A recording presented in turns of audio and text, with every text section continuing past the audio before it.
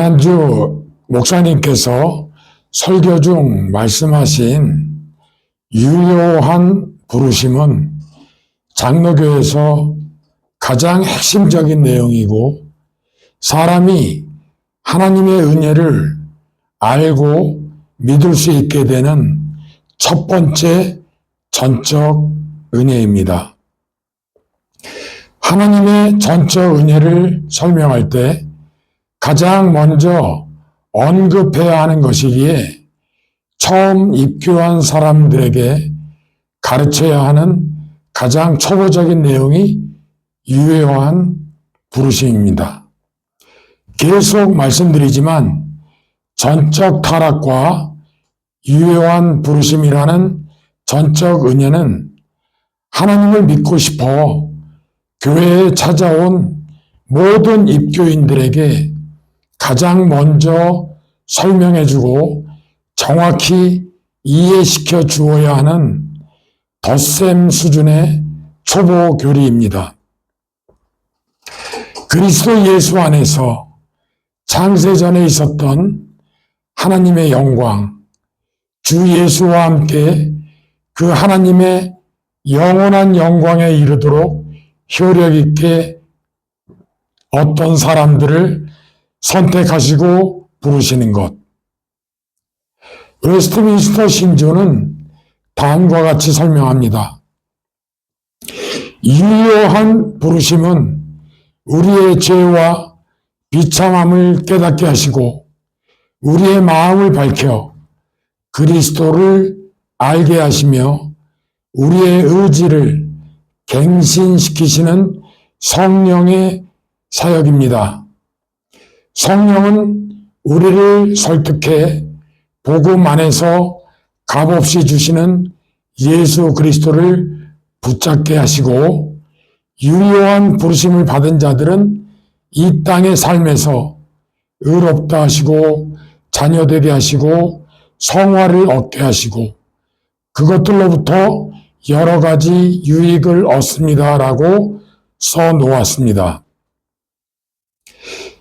효력 있는 부르심은 하나님께서 행하시는 구원 사역의 가장 첫 번째이고 가장 핵심이며 인간이 이직할 수 있도록 은혜를 베푸시는 하나님의 가장 첫 번째 신비한 성령님의 사역입니다.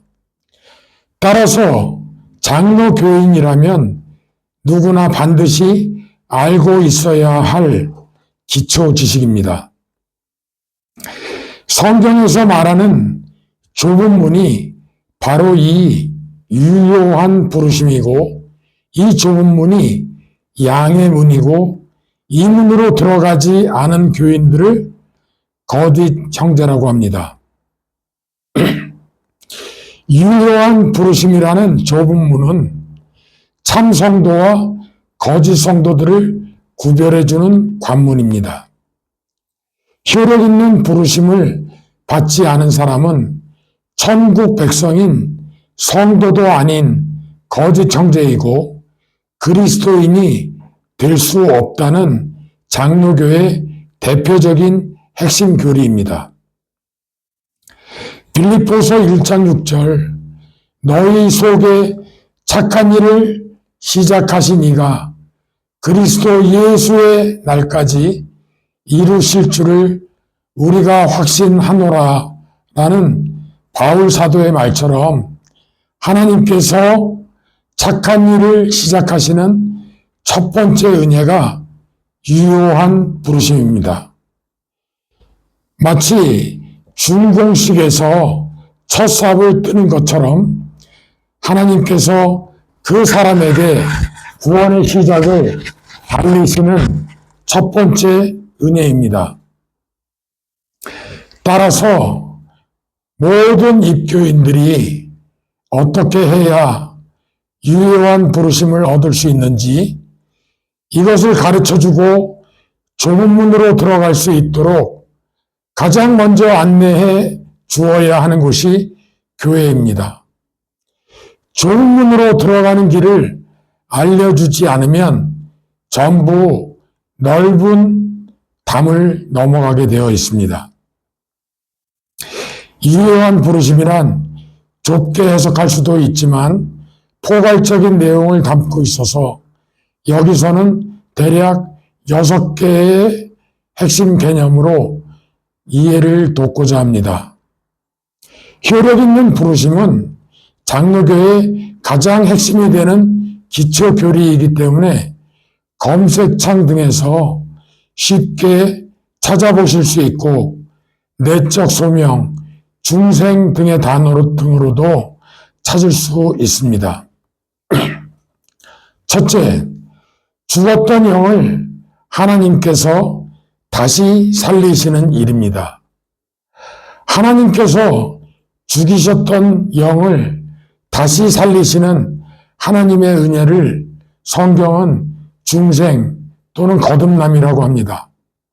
세상의 모든 종교들은 열심히 그 신을 믿어야 거듭난다고 가르치지만 장로교는 정반대로 사람이 먼저 거듭나야 하나님을 믿을 수 있다고 가르칩니다. 놀랍지 않습니까? 전적 무능력 교리에서 설명드렸듯이 하나님께서 영을 죽이셨기에 죽은 영으로는 하나님을, 예수님을, 성경을, 복음을 알 수도 없고 이해할 수도 없고 믿을 수도 없고 영을 다시 살리셔야 비로소 하나님을 알 수 있고 예수님을 영접하여 믿을 수 있고 성경과 복음을 읽고 깨닫고 믿을 수 있게 된다고 말씀드렸습니다.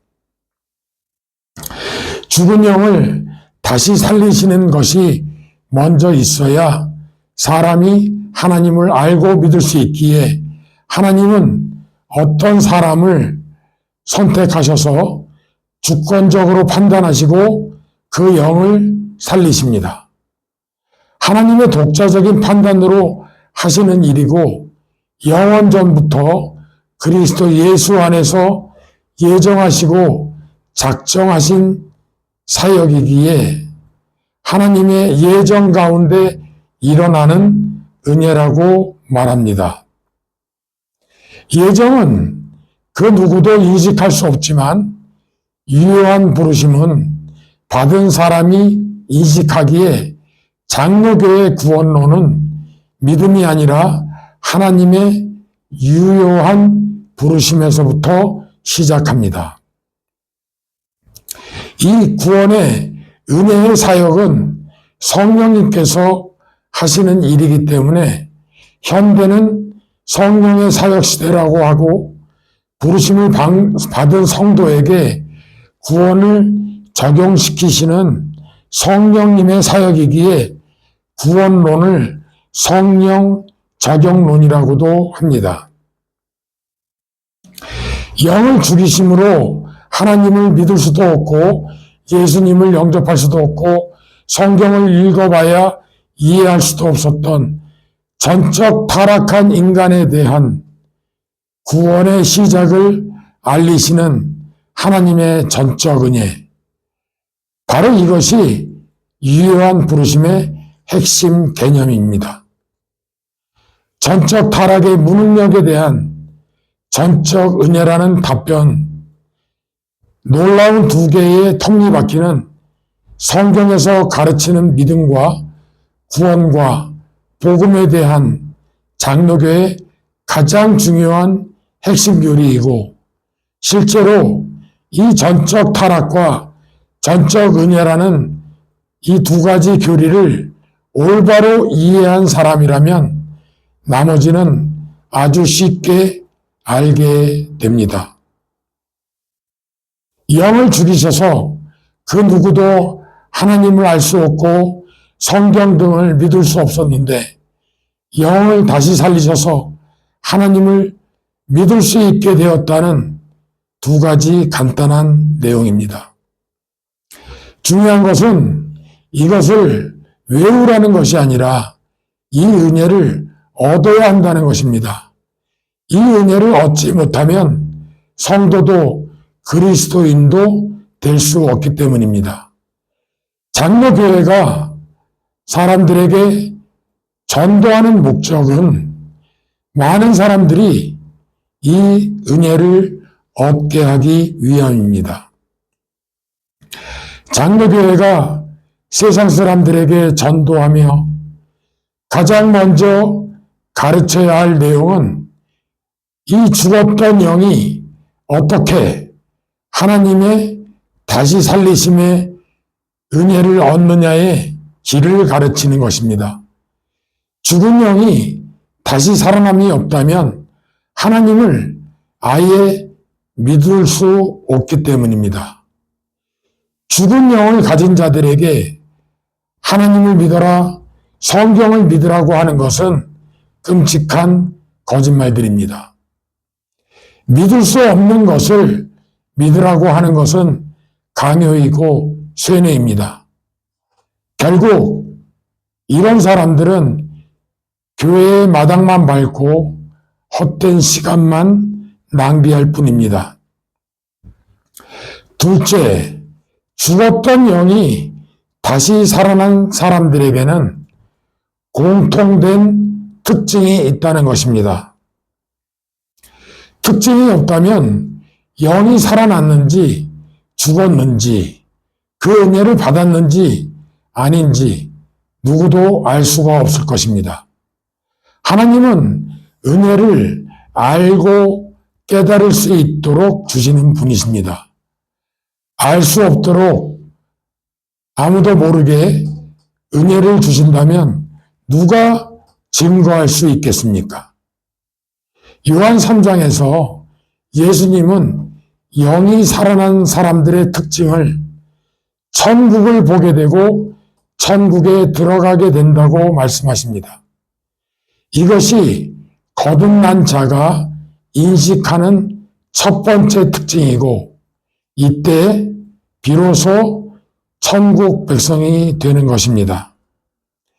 에덴에서 쫓겨나 영이 죽은 세상 백성으로 살다가 다시 영이 살아나 천국으로 들어가게 되는 신비한 은혜를 얻는 것입니다. 하나님의 은혜로 천국에서 다시 태어나는 신비의 은혜를 얻는 것입니다.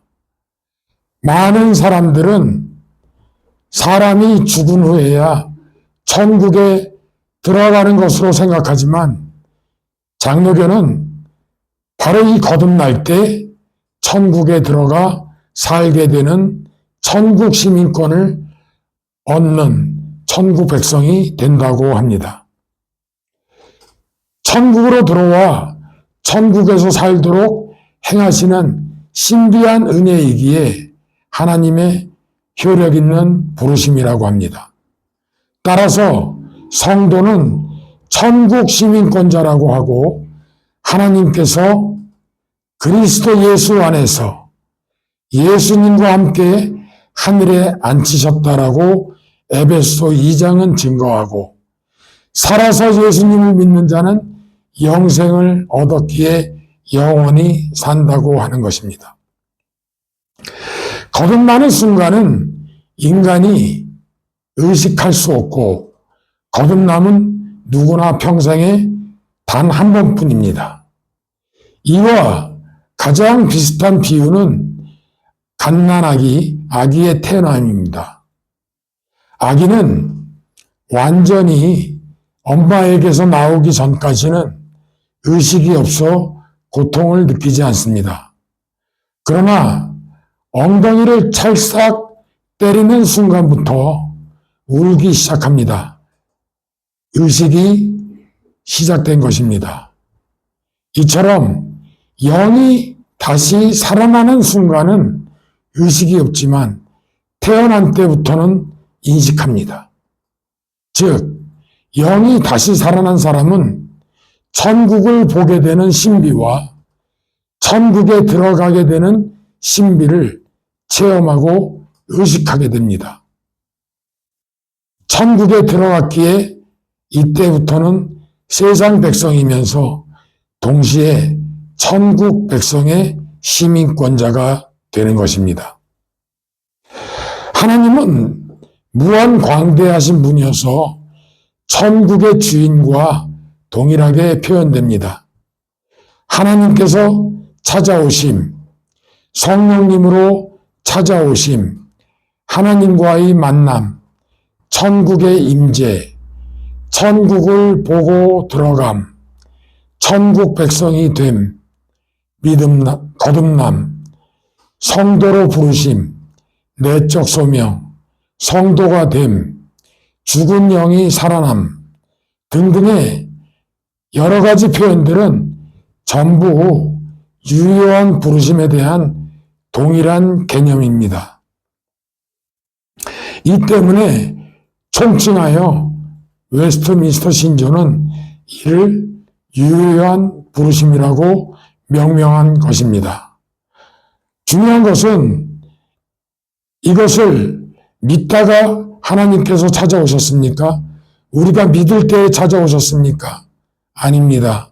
우리가 믿지 못할 때에 이 은혜를 얻어 믿을 수 있게 되는 것입니다. 이것은 매우 중요한 것입니다. 믿다가 하나님을 만났다, 믿다가 거듭났다, 믿다가 부르심을 받았다라는 사람들이 아주 많습니다. 이것은 장로교인이 아닙니다. 장로교인은 믿지 못할 때에, 우리가 아직 죄인 되었을 때에 하나님께서 영을 먼저 살리시고 유효하게 부르셔서 우리가 영이 살아나서 하나님을 믿을 수 있게 된다는 순서가 장로교의 믿음, 유효한 부르심과 믿음의 순서입니다. 매우 중요한 것입니다. 유효한 부르심이 먼저 있고 믿음이 그 다음입니다. 먼저 믿음이 있고 그 다음에 하나님이 찾아오셨다라는 것은 장로교가 아니라 가톨릭이나 감리교의 주장입니다. 또 다른 특징은 마음의 변화 또는 이성의 변화라고 장로교는 가르칩니다. 마음이라고도 하고 또는 이성이라고도 하는 그 변화, 이성의 변화라고도 하며 구체적으로 지성, 감정, 의지의 변화입니다. 영이 살아났으니 영적인 변화가 마음, 이성, 즉 인간의 지성과 감정과 의지를 새롭게 점진적으로 변화시키기 시작합니다. 이 영적 변화로 말미암는 이성적 변화가 없다면 신비의 영역인 하나님, 예수님, 천국, 성경, 복음 등등을 사람이 알 수도 이해할 수도 믿을 수도 없습니다. 따라서 신앙을 새로워지는 마음의 변화, 새로워지는 이성, 수위의 이성이라는 표현으로 사용하기도 합니다. 이것은 바로 우리의 지성과 감정과 의지의 변화가 일어났기 때문입니다. 그리스도인들은 세상 사람들과 다른 이성을 갖게 된다는 의미이고 고린도전서 2장은 이들을 신령한 자라고 표현하고 성령의 사람, 하나님의 사람, 천국 백성인 성도, 왕 같은 제사장 등등 여러 가지 표현으로 성경은 증거하고 이들은 세상이 볼 수도 없고 알 수도 없는 진리를 배우기 시작합니다.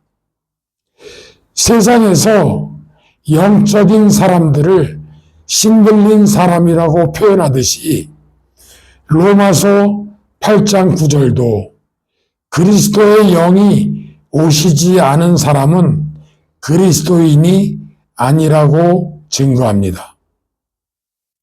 그리스도의 영인 성령이 오신 자들을 그리스도인이라고 합니다. 성령이 오신 자들만 그리스도인이 될 수 있는 것입니다. 세상의 다른 영들과 성령의 차이점이 있습니다. 그 차이점은 성령님은 세상의 다른 영들과 달리 진리의 영이시라는 점입니다. 성령님이 아닌 다른 영들은 거짓 영이기에 절대로 진리를 가르치지 않습니다. 진리의 영이신 성령님과 거짓 영을 분별하는 간단한 기준은 진리입니다. 그리스도인들은 세상 사람들이 알 수 없는 진리를 알게 되고 믿는 사람들입니다. 성령님이 오시지 않으면 진리를 알 수 없기에 성경을 이해할 수 없습니다. 진리이신 성령님의 조명에 의해 진리인 성경을 올바로 이해할 수 있는 것입니다. 자기 자신이 열심히 읽고 공부하여 깨닫는다고 하는 것은 거짓 해석입니다. 성령의 조명이 없는 해석은 성경 철학일 뿐이고 바울 사도는 이에 속지 말라고 합니다. 성령이 오셔서 진리를 가르쳐 주시지 않으면 전도도 할 수 없습니다. 자신도 모르는 진리를 어떻게 남들에게 증거하고 전파할 수 있겠습니까? 그 사람에게 처음으로 성령님이 찾아오셔서 진리를 가르치시기 시작하는 것을 유효한 부르심이라고 합니다. 감사합니다.